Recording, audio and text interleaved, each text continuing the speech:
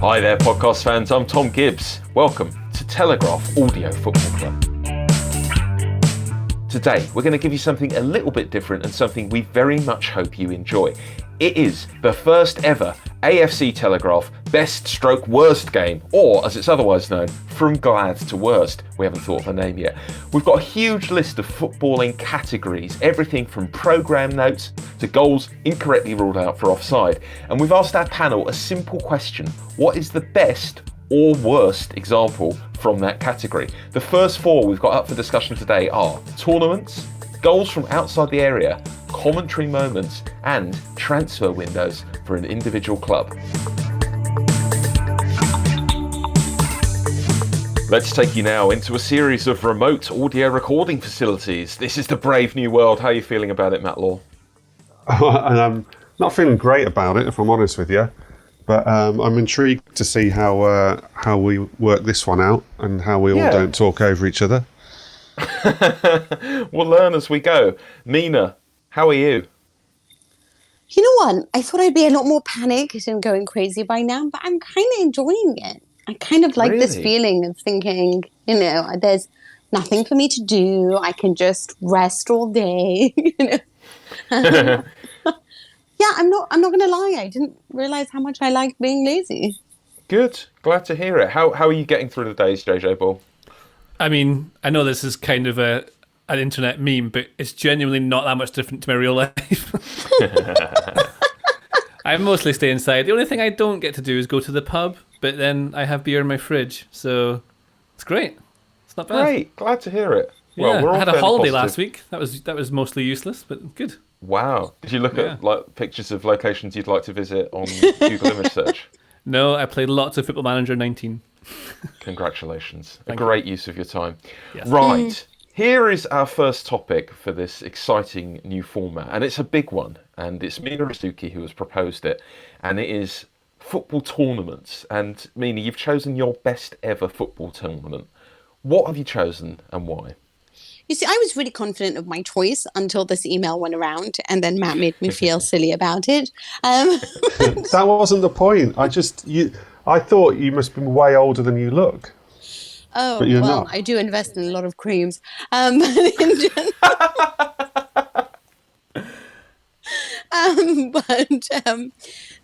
thought the 1986 World Cup was the best ever World Cup.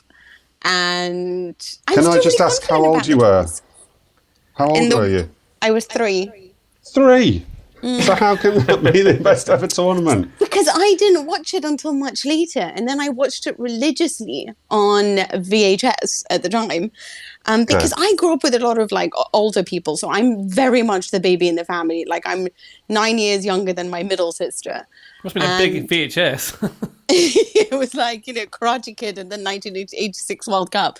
That was basically all we ever watched in my household. Did you watch it as live? Did you not know what happened and watched it sort of? Were you watching the games chronologically, or were you just watching the best games? No, it started off by watching Brazil versus France, and then Italy's games, and then it got into Denmark was amazing.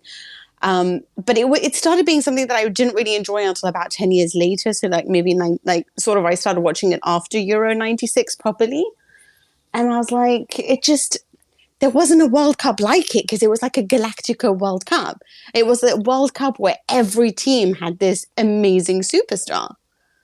So I don't know. I guess I loved it because of that, and I thought that the level was so high. You had Michel Platini, you had Michael Laudrup, you had Gary Lineker, you had Maradona. It was just an amazing bunch of goals being scored from people you would never imagine at the time. Josemar I assume you would not pronounce it like that. Josemar for Brazil. I don't know. It was just a really good level. As a tournament, I thought it had everything in it, and most importantly was star quality. You see, I think there is something to these tournaments that we're not quite old enough to take in at the time. I think they loom very large in our minds. I've got a special place in my heart for Italia 90, and I was only 6 when that was going on. I don't really remember it. It's all a bit brighter, isn't it, when you're young, and these tournaments come through at kind of formative ages.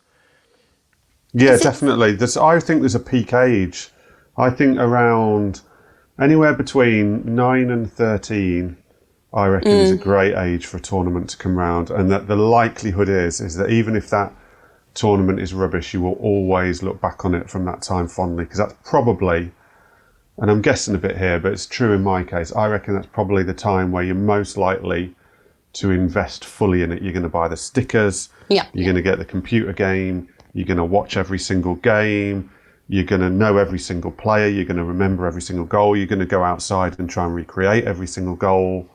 So I definitely think there's a peak time in people's lives where they'll always, whatever tournament it is, you'll look back and think, that's got to be the greatest, just because of the age you were. Well, we'll get into your pick in a minute, Matt, and then everyone will be able to work out your age based on what you've just said. But I suppose the thing is with Maradona, if you've seen that film, which we probably all watched in the last couple of weeks because it was on Channel 4, but he just was on another level, wasn't he? I think you can certainly make a very good argument that Messi is a better player, but he's the iconography around Maradona, what he meant to people. There's just something so compelling about him. Do you know what's so interesting about him is that he's such a flawed human being in many ways that's why you sort of love him a little bit more. Absolutely. It's that thing that attracts you to everything. And when I remember him, obviously my first memory of him is actually the 1990 World Cup. 94 is the one that I remember the most. And when I think of great World Cups, I think of stuff that's outside of football. Like I think of the Cornetto song in 1990. Like Pavarotti, or I'll think of do you guys remember Bebeto and Romario's like Swinging Baby celebration? Of course. And that child is now 27 years old, which makes me feel like really? I'm dying slowly. Great fact. But it's the stuff that's like outside. Like 1986 had the Mexican wave. That was like the first time like the Mexican wave was done at such a grand scale, in football. And you sort of remember the stuff that's outside, the energy around it. Like, like when I think of Euro 96, I think of like being in Sainsbury's with like 15 footballs and all around me. And I'm like, please, can I buy all of these? Just because I wanted to have like a playpen of just footballs, Great days. What have you nominated, Matt, as your favourite ever tournament? Well, I've sort of given it away a little bit. Yeah, Italia 90, which I think for people of a certain age around their 40s will be a very popular choice, even if I totally accept when you watch back, the standard of football wasn't incredible, and obviously the final was one of the worst finals ever. Thank you. But it's just, I was kind of reminding myself of it a little bit when we went through these subjects. Shock how I've done some homework. For instance, England, Scotland and the Republic of Ireland were all there. And they all had, I obviously huge Villa fan. So in the England team, we've got kind of David Platt, who didn't start in the team, but obviously became a massive part of it. In the Scotland team, we've got Alan McAnally, who was a great Villa hero of mine. In the Republic of Ireland team, it was basically the Villa team.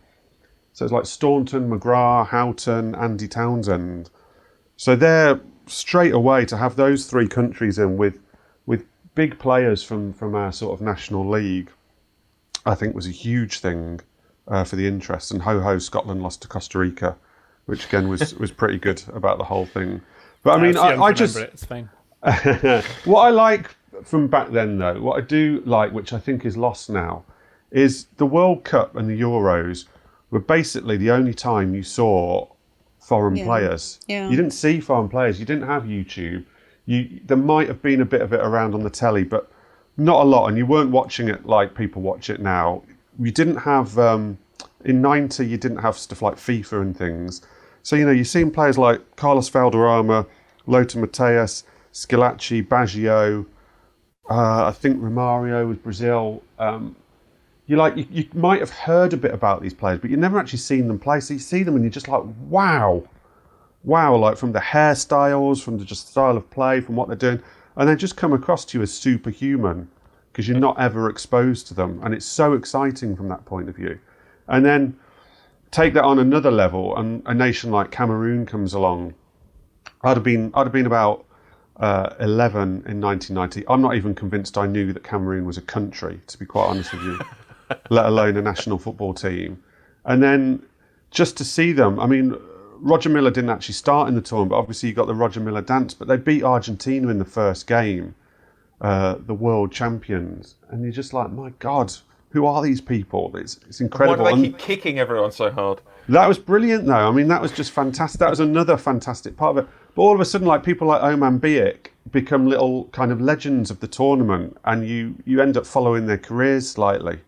And all of that nostalgia and all of that, I think, makes them special. And I think now the tournaments are special in different ways because the level of football is often better and stuff. But I think the fact you didn't know these people at all going into these tournaments, and they were just massive surprises to you, I do think adds a massive layer of making it different. JJ, you've gone a little bit more modern with your choice. Bring us up to date with a classic recent tournament. World Cup 2018 for me. It's a good one. Yeah, and it's for various reasons. Like, I think it looked great. It wasn't this disastrous Russian mess that it was made out it was going to be. I think it was quite enjoyable living in London and having England do well, which you might not expect a Scottish person to say, but it was really fun being able to go to the bars. Do you mind and England doing well, JJ, or does it annoy you? I don't really care. My parents are English. My family's English. I don't really care. I find it. I actually find myself kind of wanting them to do well because you get worked up with it. And this is before even I worked in media. You get, because it's all everywhere, you get quite invested in all the players and everything about them. I watch them all the time. You watch it. But then every single tournament, they do quite well. And then the next game, everyone starts to think that they're going to win it. And then it's really funny when they lose. And it happens every time, and it becomes more enjoyable each time because you know it's going to happen. Like, I knew they were going to lose in that semi-final. It was great.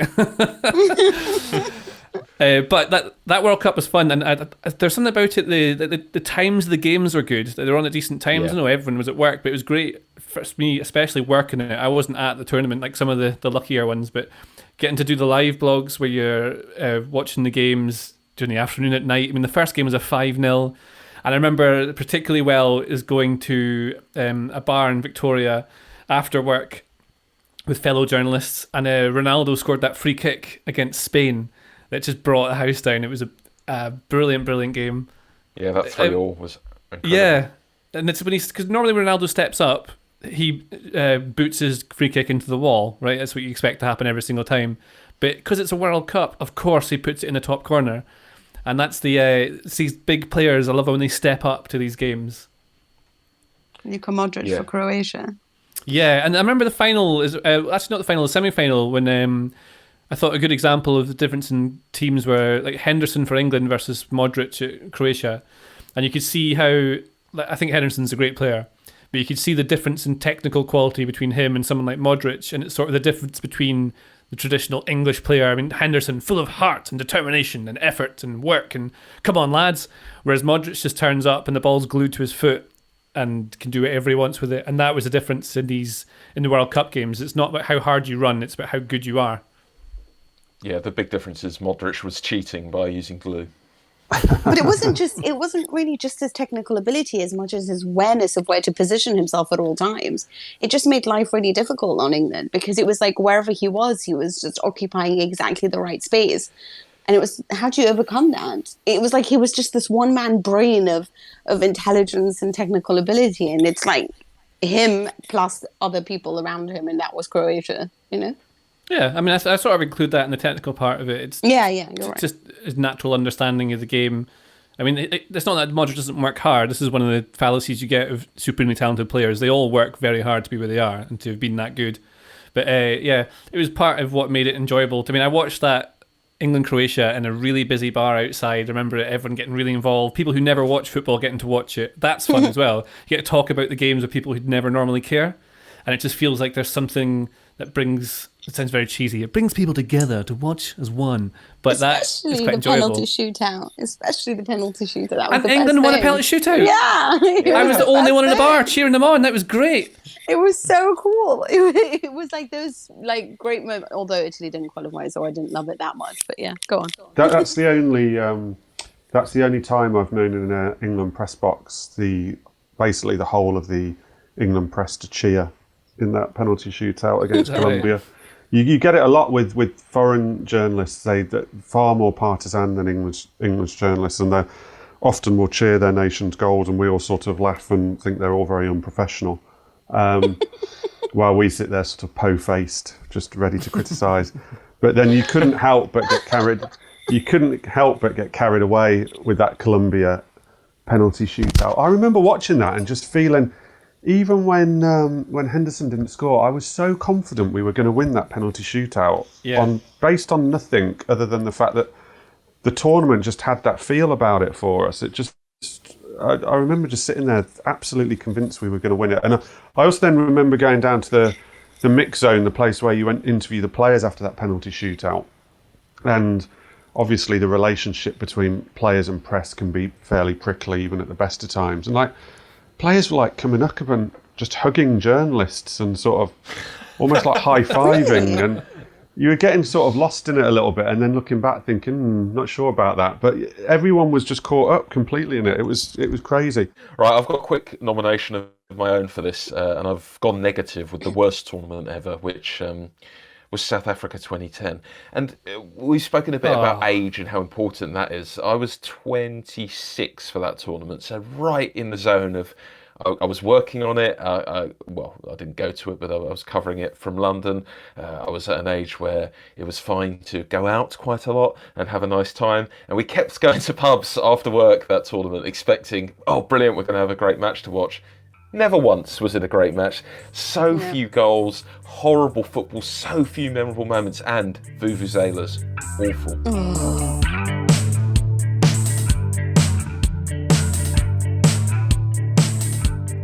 Let's move on and talk about another category nominated by Matt Law, which is outside the area goals. What is your nomination for this and why, Matt?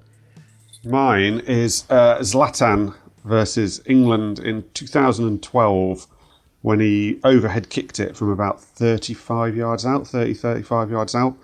I mean, I was there, and it was just, I don't know whether it's the best goal I've seen live, but it's the one that sort of made me kind of lose it for a bit the most. I don't know whether you've had this. I mean, I've had this several times, but it's literally a case of, I was kind of sitting there. I remember I was sitting there watching it, and because it was very late in the game, it was in stoppage time, due to print deadline, I can't remember which paper I'd have been working for then, probably the Daily Express. Due to print deadlines, you often have to file whatever you're doing before the final whistle. And then you sort of have to update it afterwards if there's anything significant. Obviously, this was fairly significant. But it did mean that I'd probably filed about 10 minutes earlier. So I was literally just sat there watching the end of the game rather than having to have my head in my laptop or work.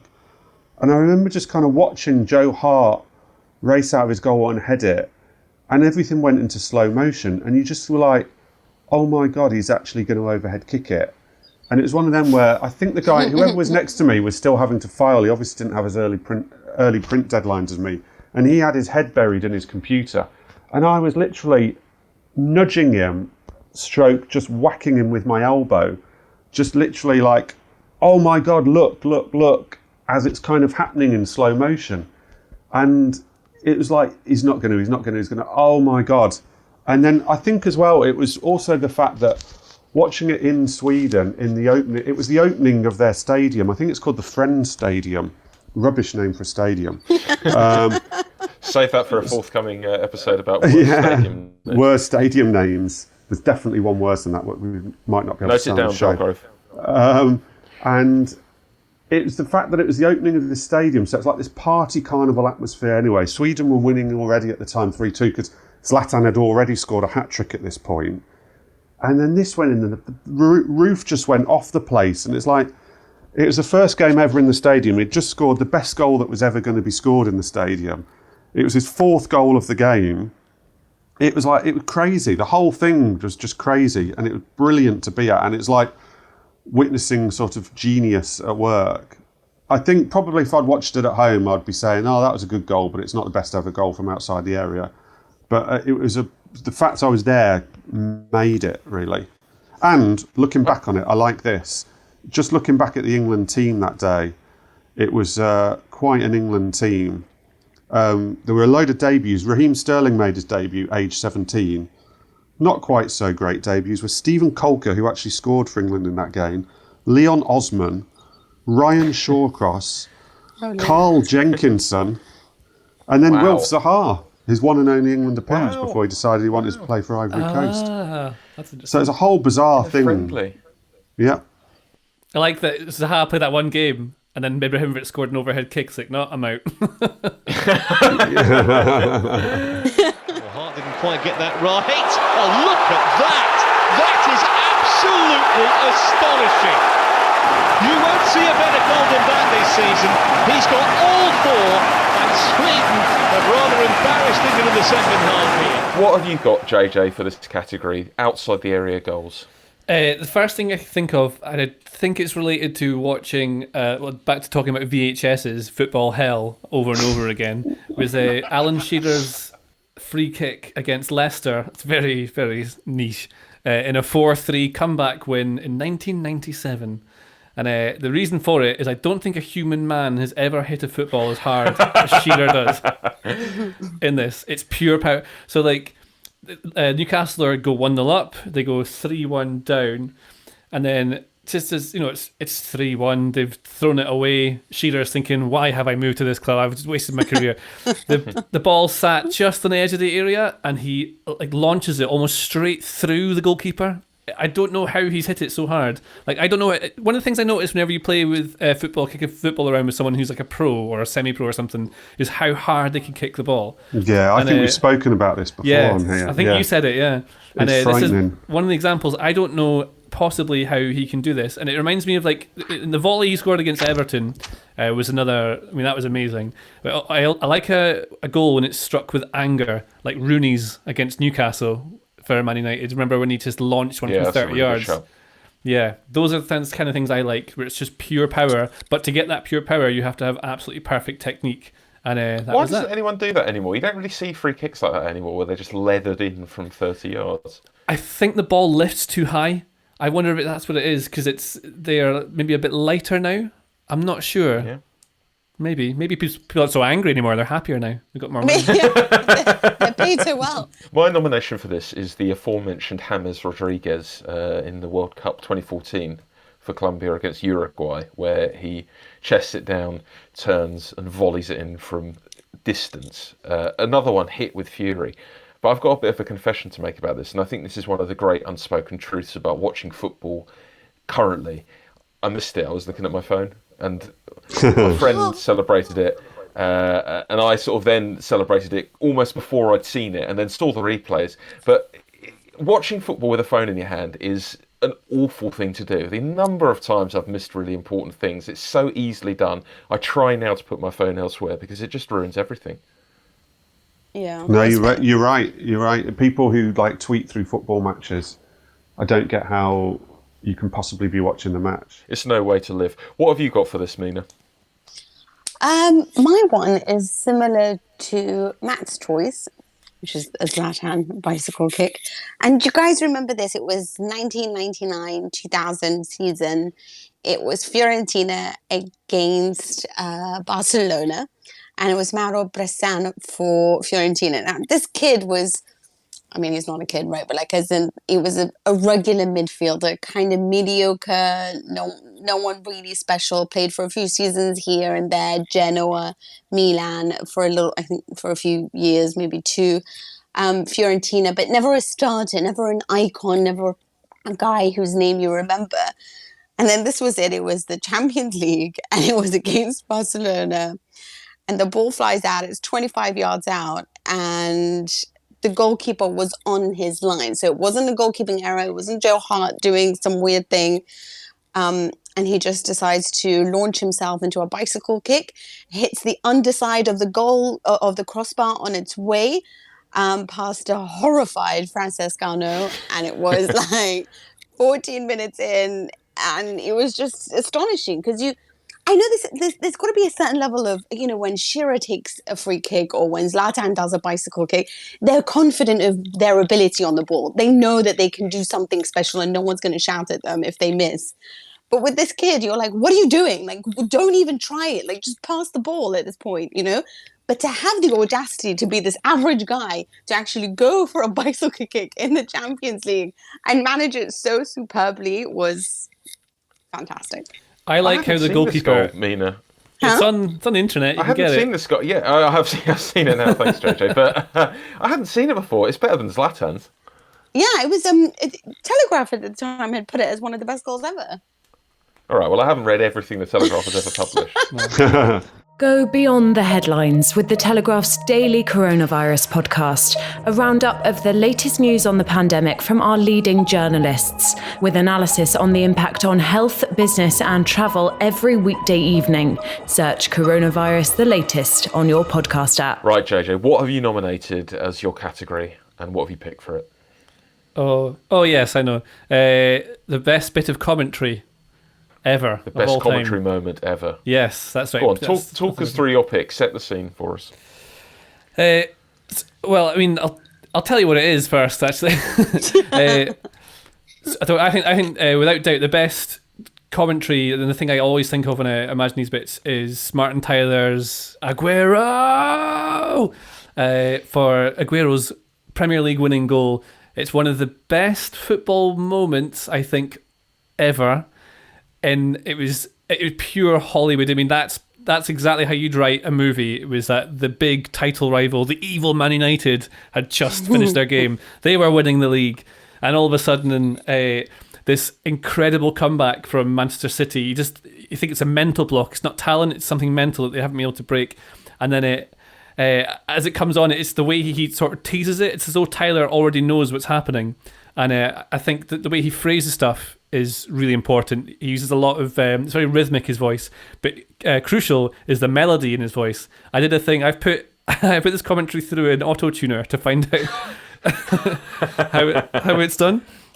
And if you want the musical bits of it, so when he starts talking, he talks roughly in A sharp, right? And he goes A sharp. That Rooney goal was enough for 3 points. Yeah, this was really true.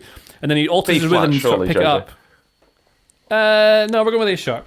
And then he goes up from A sharp. I deal with sharps better. And he goes up to Man City are still alive here. Goes up to B.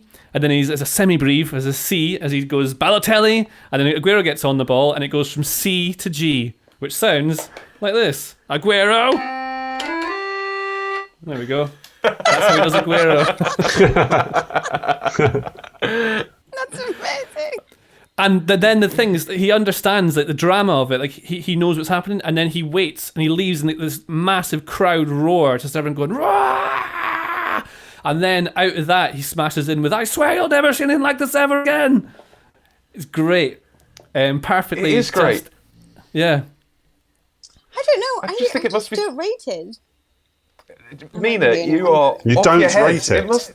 It must be so hard to come up with something that perfectly sums up a moment like this with the pressure of a huge audience and knowing it's going to be repeated forever. I think this is almost unsurpassable as a commentary moment.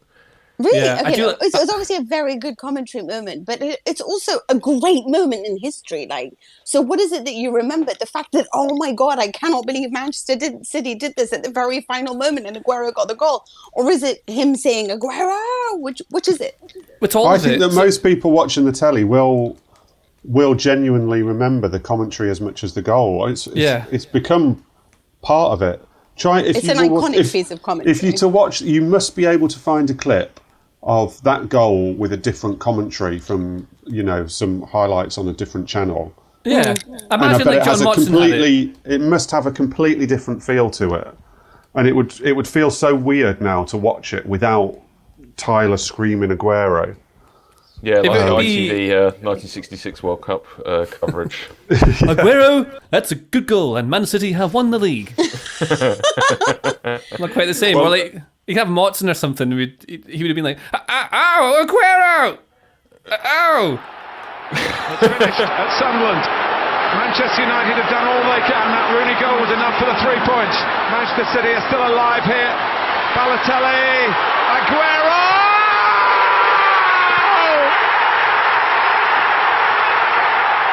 You preempted my answer here because I again have gone negative, and for the worst bit of commentary ever. And I remember Portsmouth winning the FA Cup in 2008, and John Motson says, and we'll put the clip in here, but his commentary for Portsmouth winning the FA Cup, the goal that won it for them was, oh, and Canu's there.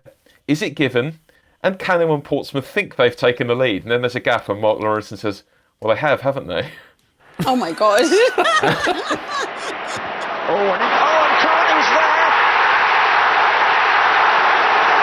Is it given? And Cardew and Portsmouth think they've taken the lead.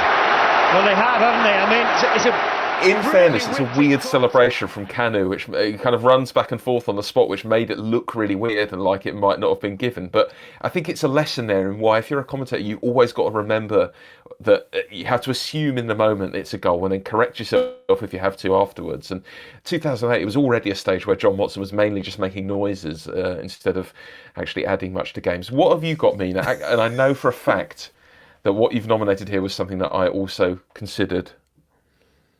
Really? Yeah. It was okay, so weirdly enough, the thing that I nominated actually is the same game, but my favorite piece of commentary is the second goal, but what everyone loves is the first goal. So What, the Cannavaro? Yeah, oh my God, I love that so much. It was the World Cup 2006. It was the game between Italy and Germany.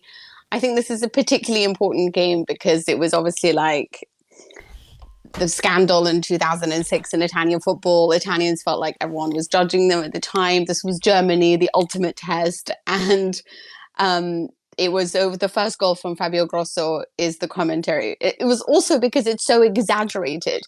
Now, here's the thing with why I have an issue with Tyler and stuff. And I think it's because, as you summed it up, in England, it's, and even Matt was saying it before, everyone is so professional. Everyone is so like, oh, it's a wonderful goal. No one is allowed to show their allegiance to the team they support. So when there is a bit of emotion, everyone gets really happy because it's like, oh my God, like you sort of broke rank. You broke your professionalism. You showed your excitement, and it's so fantastic to watch. But around the continent, it happens regularly. So I think what was so great, it was like Pirlo had the ball, obviously then passes it on, and Grosso scores the most magnificent goal from, a player that is so mediocre that you would never imagine he can manage it. And it was like, Pirlo, ancora Pirlo. And it's like, Pirlo just had the ball, right? Like he wasn't doing anything magnificent at the time, but it was just how carried away he gets. And then Grosso, incredibile, Grosso, because it was like, of everyone that you could imagine could get the goal, it was Grosso.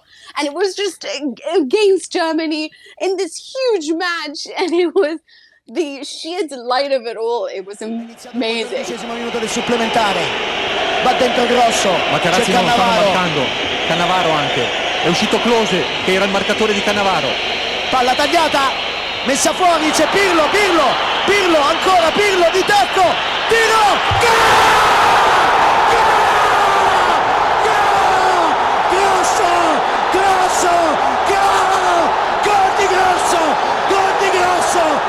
What have you got, Matt? Yeah, not my strongest topic, this. I struggled slightly with this. Not because I don't like commentaries, I didn't have one that stuck out. I would have definitely picked JJ's if I hadn't already been sent over to me as JJ's got Aguero. So I was struggling around a little bit. But what I do think is if I was a commentator, I would constantly, and I'd be a rubbish commentator because of this, I'd be awful, but I'd be constantly looking to predict what was going to happen. So I'd be constantly trying to say something that looked genius in 10 seconds time. Clive Tilsley has done this.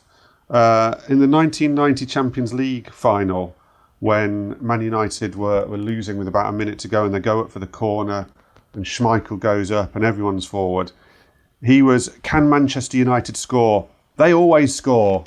And then literally 2 seconds later, they scored. So Tilsley's a genius for that. And he did a similar one, although I think this was fairly well signposted at the time. Another famous one of his was when Wayne Rooney scored his first ever Everton goal against Arsenal, and he literally did Wayne Rooney remember the name. And it may be obvious, but that looks great now when you look back, and you've got a 17 or 18-year-old Wayne Rooney crashing one in, and Tilsley's telling us to remember who this kid will be. So Yeah, what Tilsley people don't often remember gets. is he also did Danny Cadamatari, remember the name?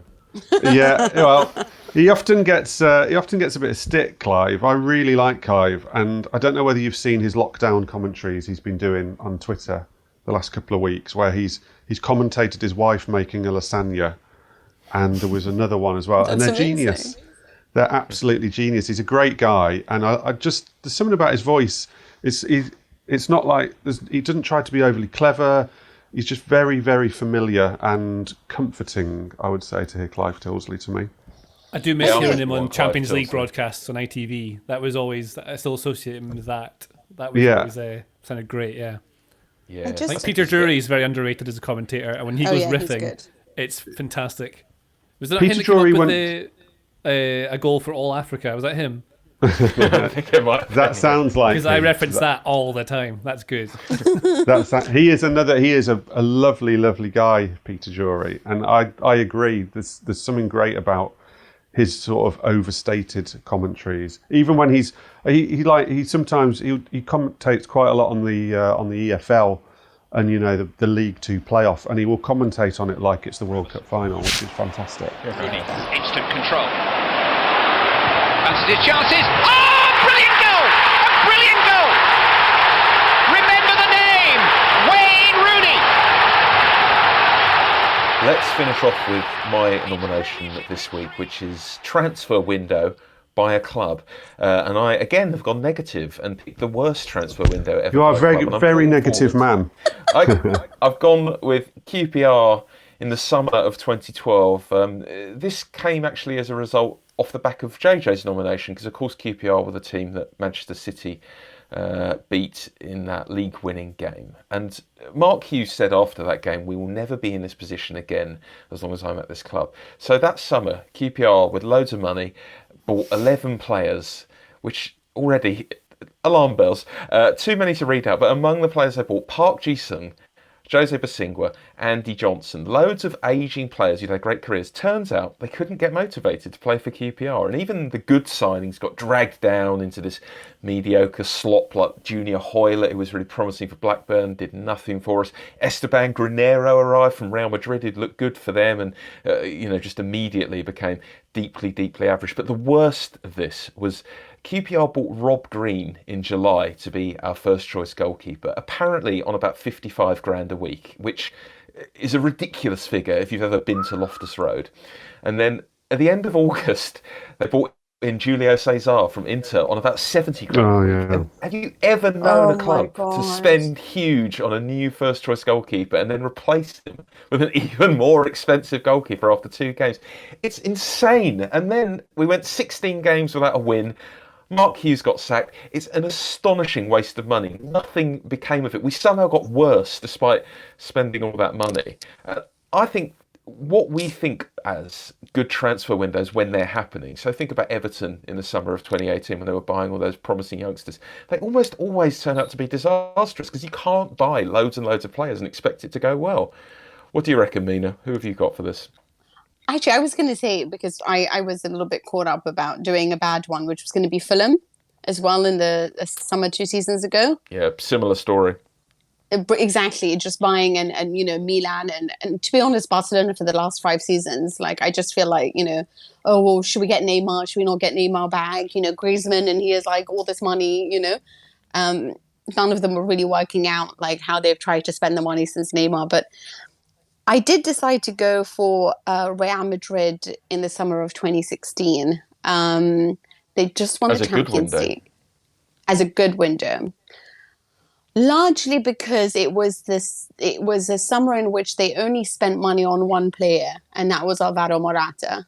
They had done a buyback clause to get him back from Juventus, bought Marco Asensio back from loan, didn't spend any money because they didn't need to, because they had done so well in balancing the team and bringing in like good youngsters, Lucas Vasquez, like Casemiro, whatever, throughout the last few seasons, that they only needed to bring just a little bit more balance, a little bit more cover for Ronaldo, whatever it is. And they just got him. Asensio ended up scoring the 4th goal in the Champions League final that summer against Juventus in 2017. Morata was the second top goal scorer after Ronaldo got 15 goals and 14 starts. And that was it. And they'd won the double, despite the fact that they didn't spend money, because they had planned it so well. And I love when teams just go out, a little bit like Liverpool, just get Alisson, get what you need, and then every year pump that into your team. And you don't just go around buying 15 players or ones that just have a big reputation, but just rather buy the right players to give yourself the right balance. And I think that's what made the difference. Real Madrid being thrifty. Very, very strange behaviour. Have you gone good or bad for this, Matt? Sort of both. I've gone Arsenal's trolley dash, which I think was summer of 2011. I used to cover Arsenal very closely. They were kind of my club that I was responsible for at the time. And it was funny because we'd had millions of transfer windows leading up to this where Wenger was so reticent to spend any money and would agonise over signings for ages and wouldn't buy it. Arsenal fans got so frustrated with him, and targets would come and go because he couldn't quite make his mind up. Then we get to summer 2011 and Arsenal lose 8-2 to Manchester United towards the end of August, and then all of a sudden Wenger just loses it completely and goes and buys Andre Santos, Park Chu-young from Monaco, Mikel Arteta, Per Mertesacker, and Yossi Benayoun on loan from Chelsea. And we everybody, all the papers called it this trolley dash, and people made funny pictures of him and supermarket sweep and everything like that. And it looked crazy at the time, and it actually worked out pretty well. I mean, Park Chu-young and Andre Santos will go down as two of Wenger, if not Arsenal's worst ever signings. Absolutely abysmal. But the other three, I mean, they ended up finishing third that season, which, having lost 8-2 to Man United, did not look on at all. And Mertesacker and Arteta go on to captain Arsenal, become sort of club legends, now both work. Obviously, Arteta's manager, Mertesacker, I think, is managing the academy or something. And it actually worked out pretty well, this kind of scattergun approach. And whereas scattergun approaches can go horribly wrong, I actually think this one worked out for Arsenal, albeit with two absolute duds. But it did. But I just like the fact it was such a departure from what Wenger did beforehand and did afterwards, really. He obviously just panicked like all the Arsenal fans did after just watching the team lose 8-2 and was like, just go out and get me anyone. Just go out and get me players. Yeah. And immediately sold Armand Traoré to QPR. JJ, what have you heard of this one? This one's kind of... I thought this one was quite difficult because often the most exciting thing was a single transfer that happened. I was talking to you in email about how it's good when Real Madrid signed those amazing players one after another, like Zidane, Ronaldo, etc. But I was looking through all that transfer market website to see when a decent window was, and noticed that Chelsea in 04-05, which is the first year that Mourinho joined, had an amazing window. They signed Drogba, Carvalho, Ferreira, Robben, Thiago, Petr Cech, Alex, and Kezman. And only Kezman really didn't star out of that. And that's also the season that, that's when they won the league, wasn't it? 04-05? Was that the first year Mourinho won it? Yeah. But interesting that, so they spent all that money. I mean, Drogba was 34.6 million. He came from Marseille. And I remember he was amazing in the UEFA Cup. I think it was still the UEFA Cup then, the year before. Carvalho and Ferreira had achieved big things with Mourinho at Porto. But this is in QPR it came up and they spent all that money on nonsense. Because a lot of the difficulty in turning a team from being, to taking up a few levels, like look at how Everton spent money and haven't gone anywhere, seen at QPR. Chelsea had sort of been planning this for a while and they'd bought really well. So however they'd been scouting was decent. Like, 102 even, they set the standard for this. They bought Lampard for 14 million, Bolo Zenden was 11, Petit and Gallus, all solid signings that replaced Dennis Wise, Gus Poyet and Frank Leboeuf, like big signings going out, these boys coming in. And then the year after that didn't really sign anyone. The year after that they got Crespo, Duff, Veron, Makaleli, Mutu, Bridge, Cole, Johnson, Smerton. Lots of signings in a really short space of time, and for them to have moulded into a team that's capable of winning things is impressive. And then on the note of signing too many players, Wenger has said that you can't sign more than 3 at once because it destabilises the team. You lose the balance that you had, so it's only often 3. And then that made me think about those Real Madrid signings, Ronaldo and Kaká and stuff, they're only one at a time. And Man United, all the best signings they ever made tended to be just one at a time, like a Rio Ferdinand, something like that.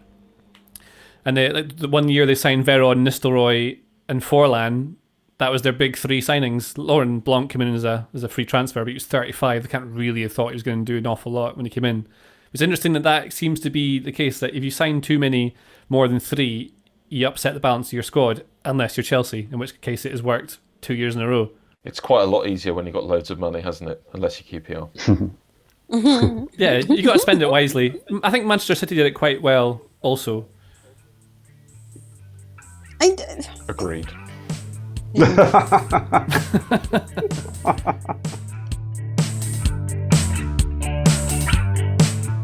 That's all for this week. You can contact me before next week's episode on Twitter if you like. It's at Tom with an H Gibbs. We will, of course, welcome your suggestions for categories you'd like for us to discuss. You can nominate your own categories and nominate your picks for best stroke worst in those. Send us an email if you like. afcpodcast@telegraph.co.uk is the address. We'll read out the best of what you send us.